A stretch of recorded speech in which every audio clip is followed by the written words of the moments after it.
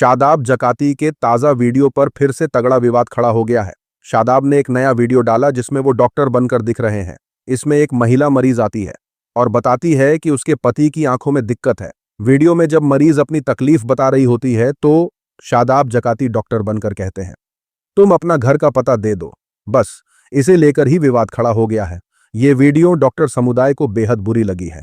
डॉक्टरों का कहना है कि इस तरह का मजाक मेडिकल प्रोफेशन की बेइज्जती करने जैसा है। उन्होंने मांग की है कि जकाती के सोशल मीडिया अकाउंट्स की जांच की जाए और जरूरत पड़ने पर कड़ी कार्रवाई हो।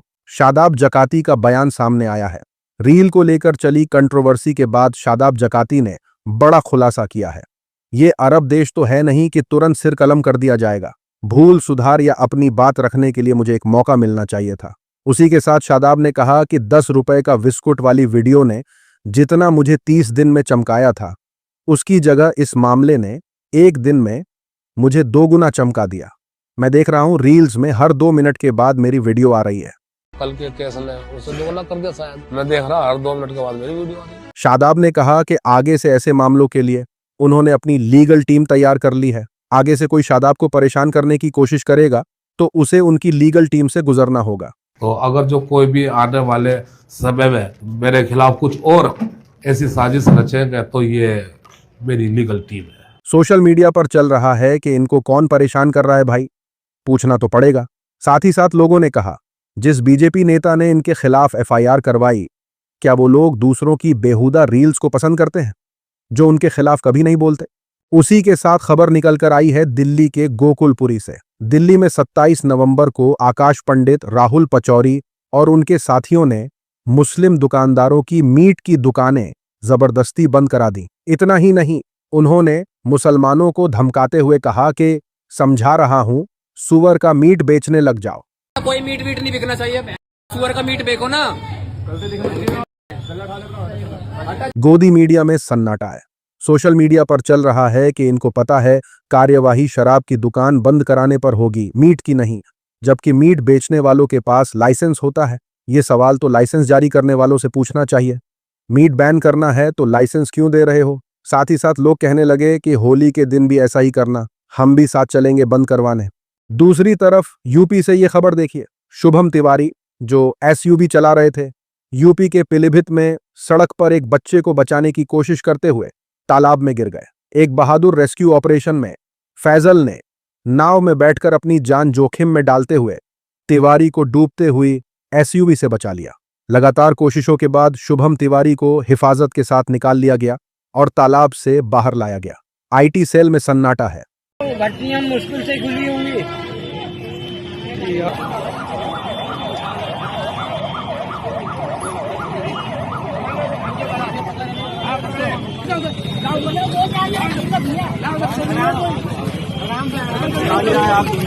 सोशल मीडिया पर चल रहा है कि देश के मुसलमान तो हमेशा अपने हमवतन भाइयों की जान बचाने में सबसे आगे रहते हैं, लेकिन अंध भक्तों को मिर्ची लग जाती है।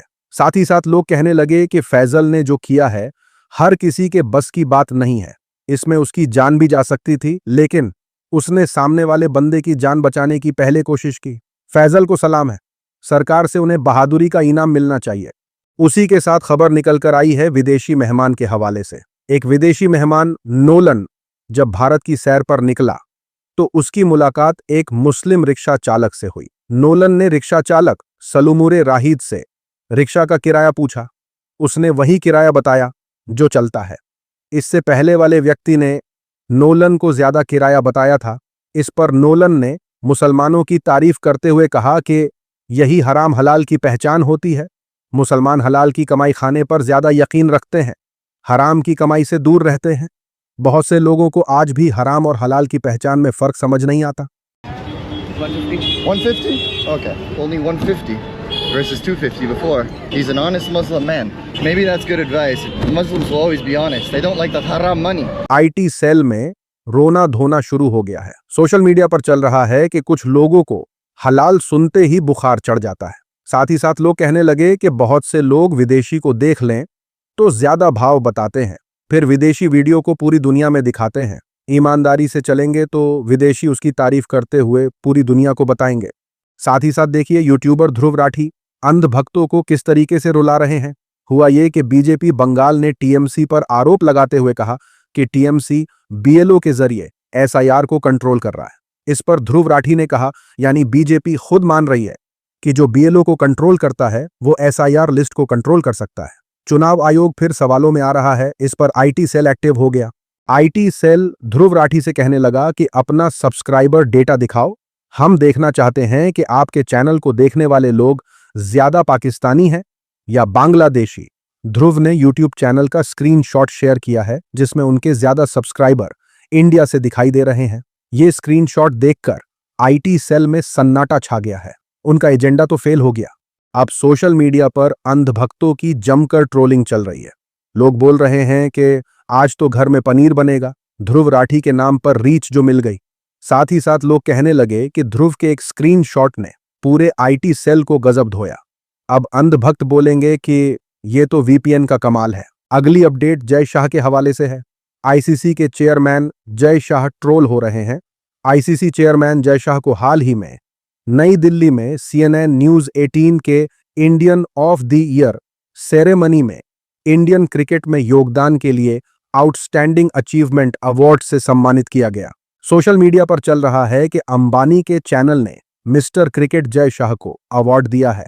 अब आप लोग हंसना मत।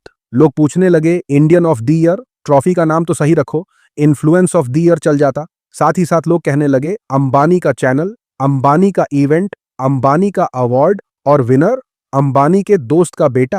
अरे बाप रे। उसी के साथ देखिए सुधीर चौधरी किस बात पर ट्रोल हो रहे हैं। एंकर सुधीर चौधरी ने अपनी 2 तस्वीरें सोशल मीडिया पर डाली।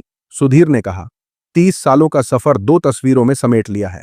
अब लोगों ने सोशल मीडिया पर जब सुधीर चौधरी की ये तस्वीरें देखी तो लोग उनका वो सफर भी निकाल लाए जिसके बारे में एंकर बात करने से बचते दिखाई देते हैं।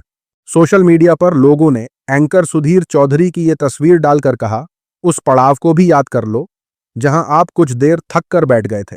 लोग एंकर से कहने लगे सफर के बीच का ये फोटो तो छूट गया, थोड़ी मर्यादा रखिए। साथ ही साथ पंजाबी एक्ट्रेस सोनम बाजवा के खिलाफ एफआईआर की खबर सामने आई है। पंजाबी एक्ट्रेस सोनम बाजवा पर इन दिनों संकट के बादल मंडरा रहे हैं। एक्ट्रेस मस्जिद में शूटिंग को लेकर विवादों में घिर गई है। एक्ट्रेस अपनी अपकमिंग फिल्म की शूटिंग के दौरान फतेहगढ़ साहिब के सरहिंद में मौजूद ऐतिहासिक मस्जिद में शूट कर रही थी। इसके बाद उनके खिलाफ शिकायत दर्ज कराई गई है। पंजाब के शाही इमाम मौलाना मोहम्मद उस्मान रहमानी लुधियानवी ने एक्ट्रेस को गिरफ्तार करने की मांग तक कर डाली है। मस्जिद में हुई शूटिंग को लेकर इमाम का कहना है कि अंदर शूटिंग पर बैन है। बाहर बोर्ड भी लगा है कि यहां शूटिंग पर बैन है, फिर भी टीम ने यह काम किया। ऐसे में इमाम ने एक्ट्रेस, डायरेक्टर और प्रोड्यूसर के अलावा शूटिंग की परमिशन देने वाले अधिकारी पर कार्रवाई करने की मांग की है। सोशल मीडिया पर चल रहा है कि रीलबाजों ने सब जगह धमाल मचाया हुआ है। इन्हें तहजीब और तमीज सिखाना बहुत जरूरी है। साथ ही साथ लोग कहने लगे मस्जिद तो इबादत करने की जगह है, वहां शूटिंग की परमिशन किसने दी? उस मस्जिद के जो भी जिम्मेदार हैं उन पर लापरवाही के लिए एक्शन लेना चाहिए। ये खबर देखिए। दावा किया जा रहा है कि मुंबई के एक कॉलेज ने हिजाब बुर्का पर बैन लगाया है। कॉलेज की मुस्लिम स्टूडेंट्स ने आरोप लगाया कि कॉलेज में लड़कियों से कहा गया कि बुर्का उतारना होगा ताकि चीटिंग की घटना ना बने। अगर आपको बुर्का नहीं हटाना है तो अपना एडमिशन हटवा लो। इस मामले को लेकर मुस्लिम स्टूडेंट्स ने एडवोकेट जहरा से कांटेक्ट किया है।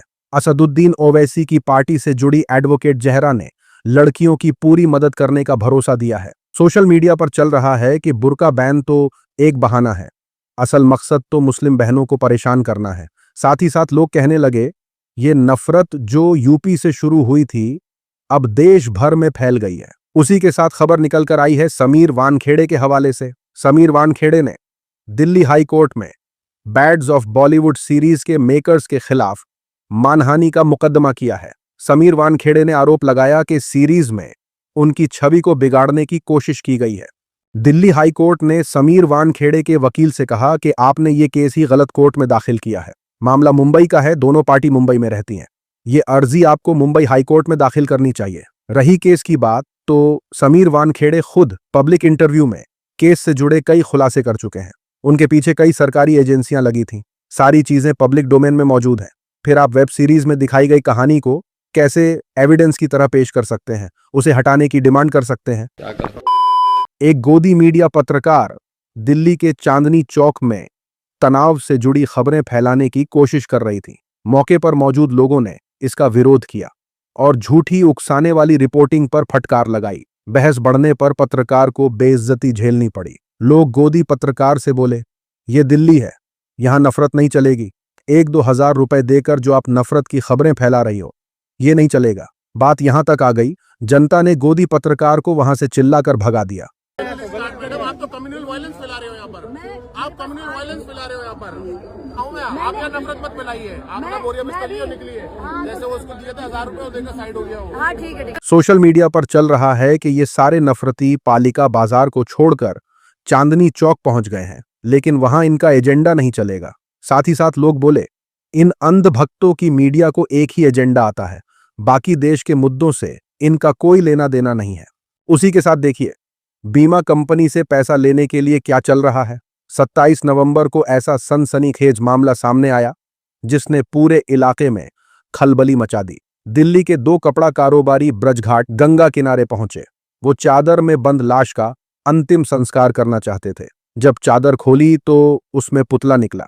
पूछताछ में पता चला कि उन्होंने नौकर के नाम 50 लाख का बीमा कराया था। पुतले का अंतिम संस्कार करके उन्हें यहां से श्मशान घाट की रसीद मिल जाती। इस पर वो डेथ सर्टिफिकेट बनवाते और क्लेम करके बीमे के 50 लाख रुपए पा जाते।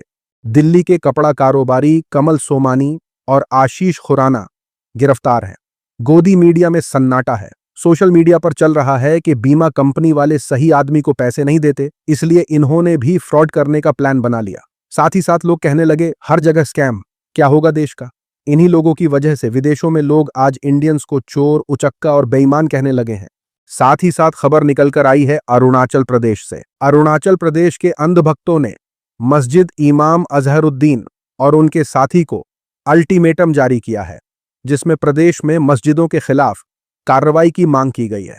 अरुणाचल प्रदेश के अंधभक्तों का कहना है कि जो भी मुसलमान भारत माता की जय या वंदे मातरम न बोले तो उसे जेल में डाल दो। चेतावनी दी गई कि अधिकारी कार्रवाई करने में विफल रहे तो बड़े पैमाने पर आंदोलन किया जाएगा। इतना ही नहीं, अंधभक्त खुद इन ढांचों को गिरा देंगे। अभी नहीं बचेगा, हो गया। तुम भारत माता की जय नहीं बोलते तो तुम कैसे तुम इंडियन का ये हम लोग का माँ है, हम लोग अपना जमीन को माँ जन्मभूमि है। सोशल मीडिया पर चल रहा है कि इनकी देशभक्ति चीन के सामने नहीं जागती, मुसलमान को देखकर जागती है। चीन लगातार अरुणाचल पर दावा ठोके जा रहा है, लेकिन जोकरों को मौलाना से भारत माता की जय बुलवानी है। इतने ही बड़े देशभक्त हो तो चीन की घुसपैठ रोक कर दिखाओ, चीन को खदेड़कर देशभक्ति साबित करो। किसी मौलाना की मोरल पुलिसिंग तो आसान है, लेकिन देश के दुश्मन देश से लोहा लेने की औकात नहीं है। उसी के साथ सीनियर पत्रकार आरफा खानम शेरवानी ने गोदी मीडिया को फटकार लगाते हुए कहा, अवैध मस्जिद का मौलाना क्या होता है, कोई समझाएगा जरा। समझ नहीं आता देश के हालात पर रोया जाए या गोदी मीडिया के। यूपी बिहार से काम नहीं बन पा रहा है तो सुदूर अरुणाचल में हिंदू मुस्लिम फसाद फैलाने की घटिया कोशिश कर रहा है। आज की वीडियो में इतना ही। अपनी राय और सुझाव कमेंट में जरूर बताइए। मिलूंगा अगली वीडियो में, तब तक के लिए अपना ख्याल रखें।